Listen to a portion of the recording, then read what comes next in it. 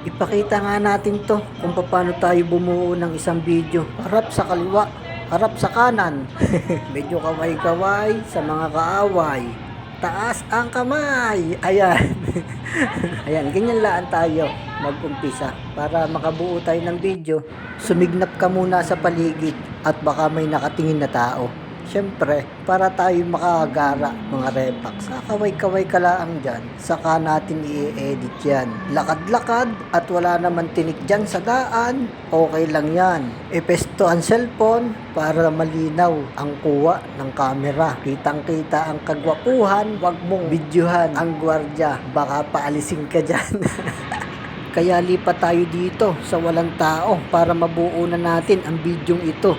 O diba, mahirap gumawa ng isang video lalo na kung maraming tao. Magagawa mo ba to? Yung gumagawa ka lang na mag-solo. Diba para kang si Raulo? Kakaway-kaway pa dyan si Gago. Diba kung iisipin mo, nakakahiya sa madlang people. Mabuhay! Kaya naman, kaway-kaway! Ayan. Siyempre, pinag-isipan muna natin yan bago natin gawin yung video yan. Lalagyan natin yan ng original music para wala tayong copyright. Kaya eto ang resulta. Pakinggan nyo ang ating mga ginagawang kalokohan.